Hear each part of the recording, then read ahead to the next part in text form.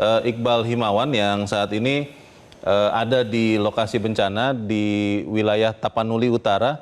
Dan Iqbal, saat ini Anda ada di Tarutung, Tapanuli Utara. Seperti apa kondisi tempat Anda berada? Saya lihat di kejauhan di belakang Anda kelihatannya listrik sudah menyala, ada lampu. Tapi bagaimana dengan kondisi infrastruktur di lokasi Anda berada? Silakan Iqbal.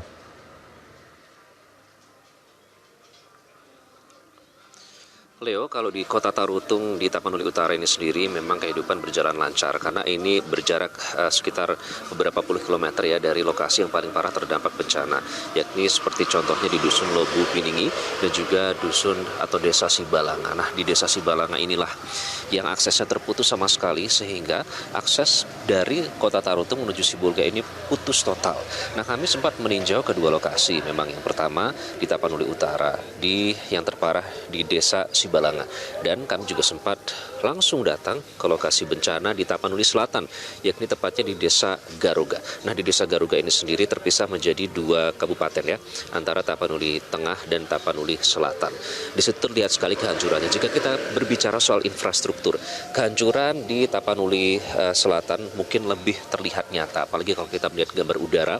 Sekilas saja, secara kasat mata saja terlihat bahwa kehancurannya begitu besar, dampaknya begitu besar dari bencana banjir dan longsor yang terjadi pada 25 November 2025 yang lalu. Memang kalau kita berbicara di tempat saya berada saat ini, di Kota Tarutung, yang terasa saat ini adalah perputaran ekonomi bagi beberapa warga ini terhenti karena langkanya BBM yang tersedia.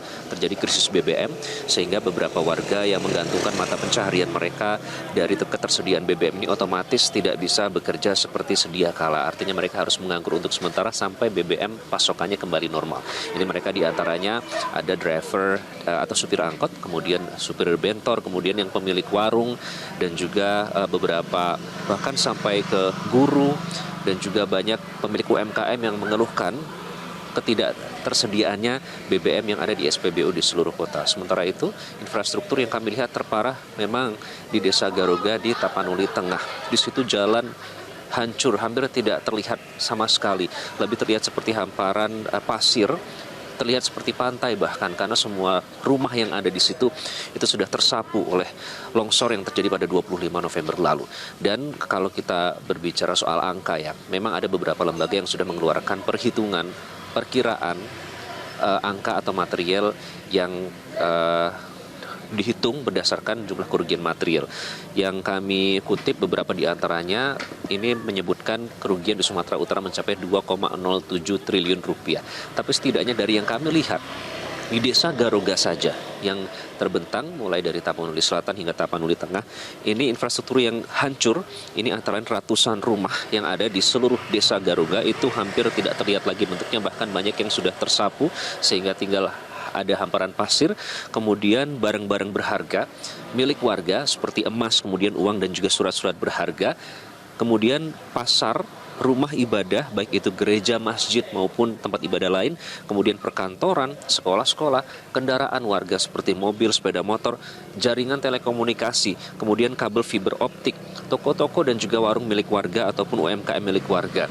Dan juga yang sangat berpengaruh terhadap masa depan dari para korban longsor dan banjir adalah kebun dan juga sawah. Ini hancur semua, longsor disapu oleh longsor maupun banjir. Karena sebagian besar atau bahkan hampir 90% ya warga Desa Garuga ini bermata pencarian sebagai petani maupun berladang. Nah, sawah mereka yang sebenarnya sudah hampir sedikit lagi dipanen ternyata hancur, diterjang oleh longsor dan banjir. Begitupun gudang-gudang yang sehari-hari menyimpan bahan pangan seperti beras, ketela, singkong dan lain-lain itu juga tersapu oleh longsor maupun banjir. Itu pun dihitung sebagai kerugian material. Dan pendapatan warga juga otomatis hilang, Leo. Iqbal, yang tadi Anda sudah katakan ada Desa Garuga, ada beberapa tempat yang terisolir. Saat kita berbicara saat ini, apakah mereka, maksud saya daerah-daerah itu juga masih terputus atau memang sudah ada upaya perbaikan, rehabilitasi yang sedang dilakukan mungkin tadi siang, atau bagaimana kondisi terakhir?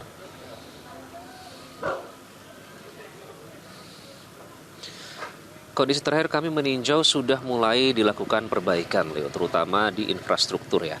Ini jembatan yang sempat terputus sama sekali sehingga akses antara Desa Garuga di Tapanuli Selatan dengan di Tapanuli Tengah ini tidak bisa dilewati sama sekali.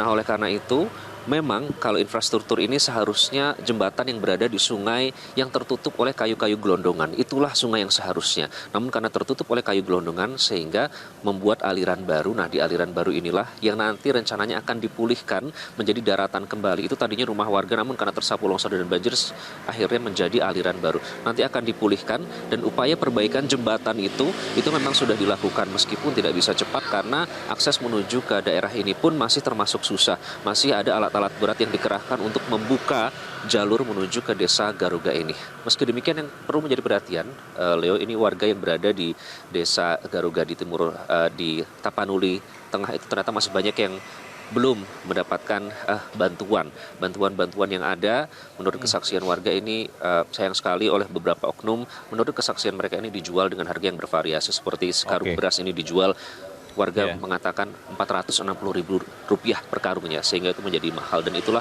yang membuat warga semakin terhimpit atau terdesak kegiatan ekonominya. Baik, kita terus tentunya menantikan kondisi terbaru nanti dari laporan Anda, Iqbal Himawan melaporkan langsung dari Tapanuli Utara, Sumatera Utara. Jelajahi cara baru mendapatkan informasi. Download Metro TV Extend sekarang.